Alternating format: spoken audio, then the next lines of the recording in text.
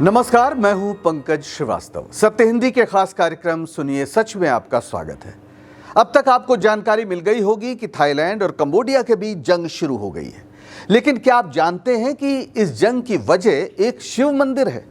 और अगर आपको लगता है कि दोनों देश या कोई एक देश बड़ी हिंदू आबादी वाला है तो आप गलत हैं। तो फिर इन दोनों देशों में किस धर्म के लोग रहते हैं और ये लड़ाई क्यों शुरू हुई? जिस मंदिर के लिए लड़ाई शुरू हुई वो बना कब और किसने बनवाया? क्या है इन देशों का भारत कनेक्शन? और ये लड़ाई अचानक ही भड़क गई या तनाव का इतिहास कुछ पुराना है? मिलेंगे इन तमाम सवालों के जवाब हमारे इस शो में। तो चलते हैं सीधे जंग के मैदान में। तस्वीरें देखिए। 24 जुलाई 2025 सुबह दक्षिण पूर्व एशिया के आकाश से बारूद बरसने लगा। थाईलैंड और कंबोडिया के सीमा पर शुरू हुई हिंसक झड़पों ने जंग की शक्ल अख्तियार कर ली। 24 घंटे में कम से कम 16 लोग मारे जा चुके हैं और 20 घायल हैं और इसके अलावा लाखों को अपना घर छोड़ना पड़ा है। थाईलैंड ने सीधे F-16 जैसे लड़ाकू विमान उतार दिए जिन्होंने कंबोडिया के सैन्य ठिकानों पर हमला किया। कंबोडिया ने इसे अपनी संप्रभुता पर हमला बताया और जवाबी कार्रवाई की। दोनों देशों ने एक दूसरे के राजदूतों को निष्कासित कर दिया और तनाव चरम पर है। इसके मूल में है 2 मंदिर। शिव को समर्पित इन मंदिरों पर दोनों ही देश दावा करते हैं। लेकिन इन मंदिरों का इतिहास, भूगोल समझने से पहले आइए जरा इन देशों का नक्शा देख लेते हैं ताकि आगे समझने में आपको थोड़ी आसानी हो। यह नक्शा देखिए। थाईलैंड, कंबोडिया, ये पूरा इलाका अगर आप कभी भारत के इर्द गिर्द अपनी नज़र दौड़ाएं तो आपको ये दक्षिण पूर्व एशिया का पूरा इलाका नज़र आएगा। ये दरअसल एशिया महाद्वीप का एक उप क्षेत्र है जिसमें थाईलैंड है, कंबोडिया है, वियतनाम है, लाओस है, म्यांमार है, मलेशिया है, इंडोनेशिया है, फिलीपींस है, सिंगापुर है और ब्रुनोई है। ये हिंद महासागर और प्रशांत महासागर का संधि स्थल है। थाईलैंड और कंबोडिया इस जो हैं वो दोनों इसी क्षेत्र के 2 पड़ोसी देश हैं। भौगोलिक और जो राजनीतिक रूप से दक्षिण पूर्वी एशियाई देशों का संगठन है आसियान, जिसको हम कहते हैं association of south east Asian Nations. इस संगठन के ये दोनों पड़ोसी देश सदस्य हैं और इनकी जो सीमा है वो तकरीबन 800 किलोमीटर साझा है।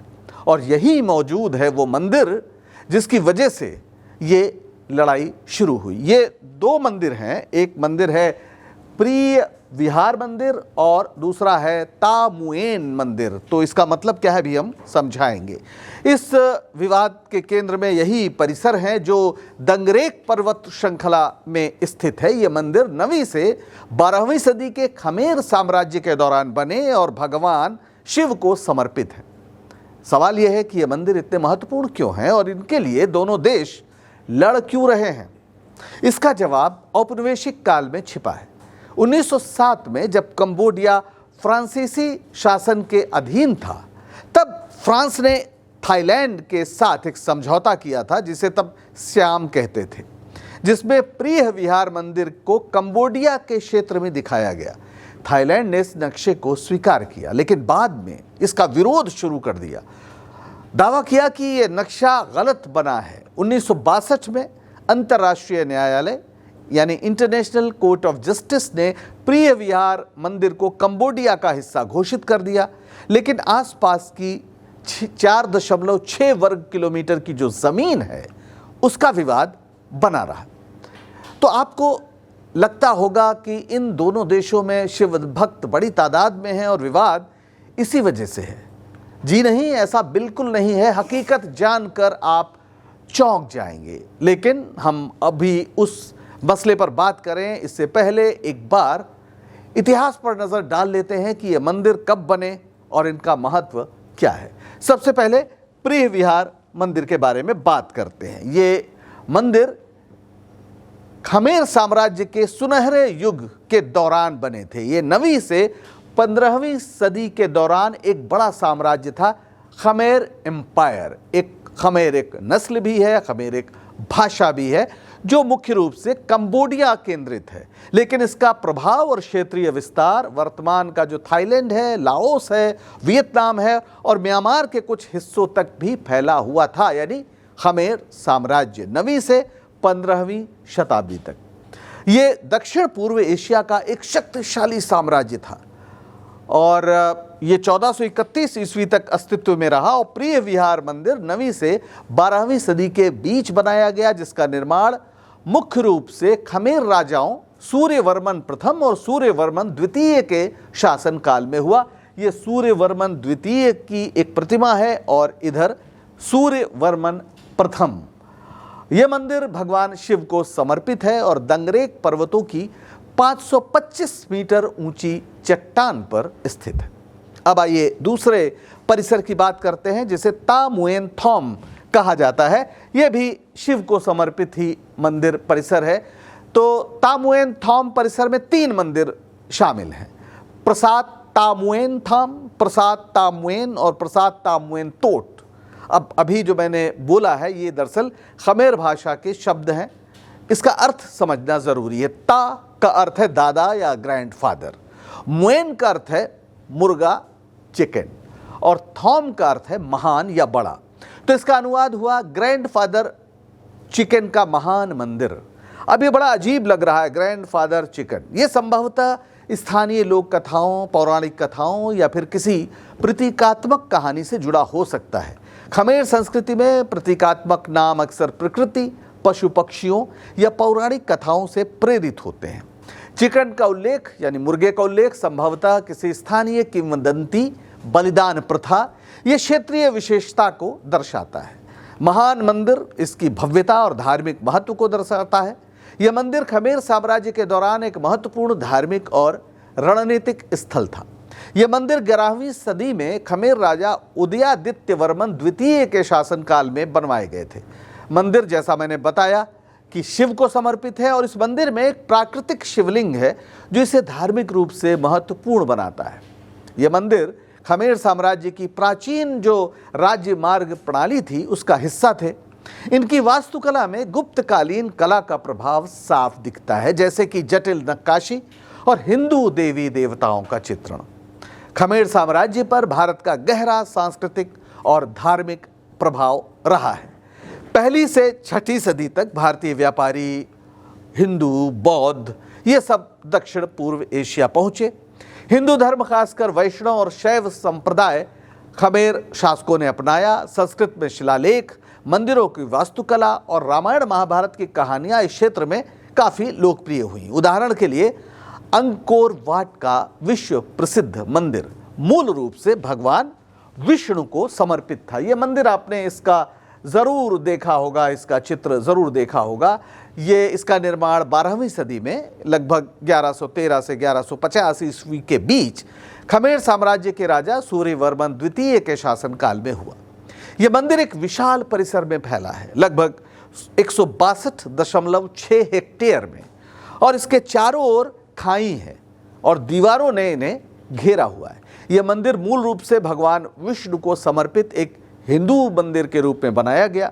यह राजा का राजकीय मंदिर था और साथ में राजकीय समाधि स्थल भी, यानी जहां समाधियां बनती थी। 1992 में अंकोर वाट और आसपास का जो अंगकोर क्षेत्र है उसे यूनेस्को ने विश्व धरोहर स्थल घोषित किया। यह इसकी वैश्विक, सांस्कृतिक और ऐतिहासिक महत्व को दर्शाता है। अंकोर वाट कंबोडिया की राष्ट्रीय पहचान और गौरव का प्रतीक है। ये कंबोडिया के राष्ट्रीय ध्वज पर भी चित्रित है। 12वीं सदी में राजा जयवर्मन सप्तम के शासनकाल में महायान बौद्ध धर्म ने हिंदू धर्म को पीछे छोड़ दिया। बाद में 13वीं सदी में थेरवाद बौद्ध धर्म इस क्षेत्र का प्रमुख धर्म बन गया। जी हाँ, ये जो युद्धरत दोनों देश हैं ये बौद्ध धर्म की एक ही शाखा के अनुयायी हैं और ये है थेरवाद। आप जानकर हैरान रह जाएंगे कि आबादी उनकी कितनी है। थेरवादी बौद्धों की आबादी कंबोडिया में है 97% और थाईलैंड में है 95%। और थाईलैंड में हिंदू आबादी कितनी है? थाईलैंड में हिंदू आबादी है 0.1% से भी कम है और कंबोडिया में 0.5%। यानी जहां के मंदिरों को लेकर इतना झगड़ा हो रहा है वहां पर हिंदू आबादी 0.1% और 0.5% है। यानी शिव मंदिरों पर कब्जे की लड़ाई में कोई हिंदू पक्ष नहीं है, ये बौद्ध धर्म की समान धारा के अनुयायी दो पड़ोसी देशों के बीच का युद्ध है। यानी ये विवाद राष्ट्रीय गौरव, ऐतिहासिक दावों और क्षेत्रीय संप्रभुता से जुड़ा है, ना कि धार्मिक समुदायों की लड़ाई से। तो चलिए संक्षेप में इन दोनों देशों के राजनीतिक, धार्मिक और सांस्कृतिक परिदृश्य पर भी नजर डाल लेते हैं। पहले बात करते हैं थाईलैंड की। थाईलैंड ये उसका नक्शा है और ये वहाँ के राजा साहब हैं। प्राचीन काल में थाईलैंड को श्याम कहा जाता था।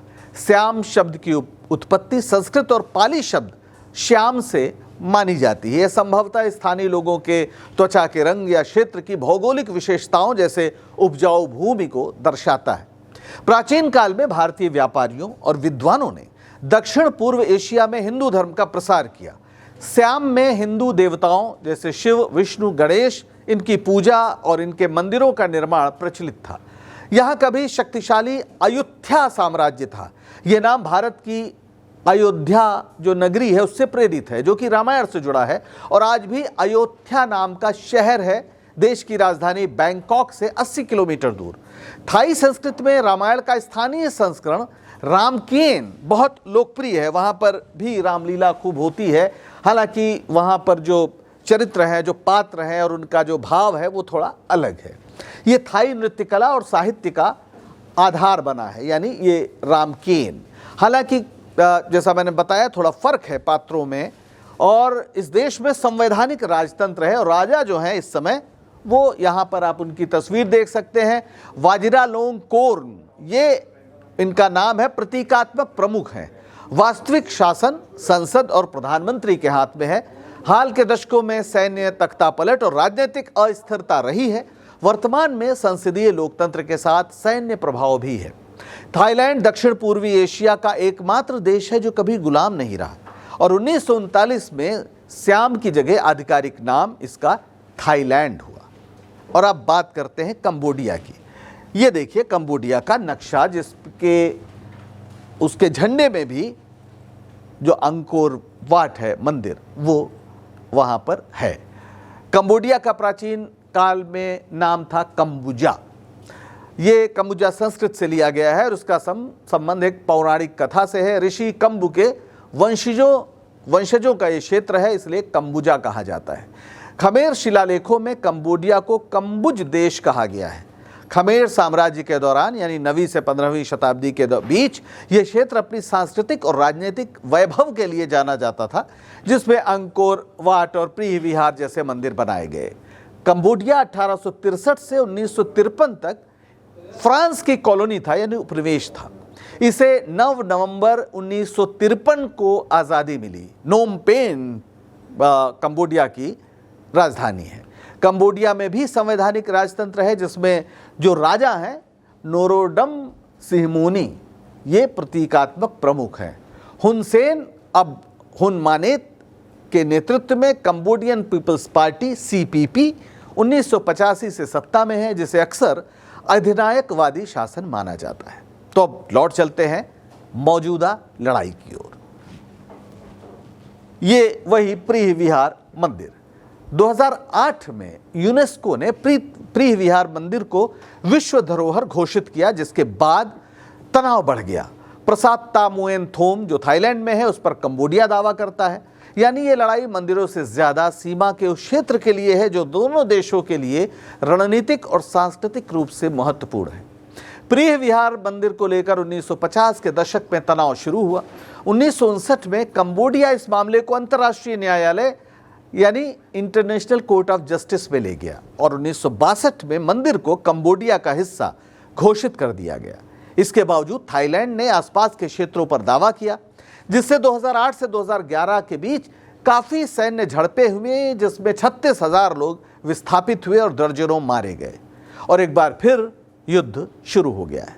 कंबोडिया इस मामले को फिर से ICJ यानी इंटरनेशनल कोर्ट ऑफ जस्टिस में ले जाने की बात कर रहा है, जबकि थाईलैंड द्विपक्षीय वार्ता पर जोर देता है। दोनों देशों की सेनाएं सीमा पर तैनात हैं और संयुक्त राष्ट्र ने अधिकतम संयम बरतने की अपील की है। थाईलैंड और कंबोडिया का यह विवाद सिर्फ एक सीमा विवाद नहीं है, ये इतिहास, संस्कृति और राष्ट्रीय गौरव की कहानी है। प्रीह विहार और तामुएन थॉम जैसे मंदिर न केवल खमेर साम्राज्य के भव्य इतिहास की याद दिलाते हैं, बल्कि भारत की सांस्कृतिक पहुंच को भी दिखाते हैं। काश इन मंदिरों को युद्ध का कारण बनने के बजाय शांति और साझा विरासत के प्रतीक के रूप में देखा जा सकता, पर इतिहास में ऐसे न जाने कितने काश दर्ज है तो जो देखते ही देखते बारूदी धुएं में गुम हो जाते। आज के लिए बस इतना ही। अगर आपको सच बताने का हमारा ये प्रयास पसंद आ रहा हो तो इस शो को लाइक करें, शेयर करें और चैनल को सब्सक्राइब करें। सत्य हिंदी का ऐप भी डाउनलोड करें, जिसका पता वीडियो के नीचे डिस्क्रिप्शन में आपको मिल जाएगा। तो अब दीजिए इजाजत, नमस्कार।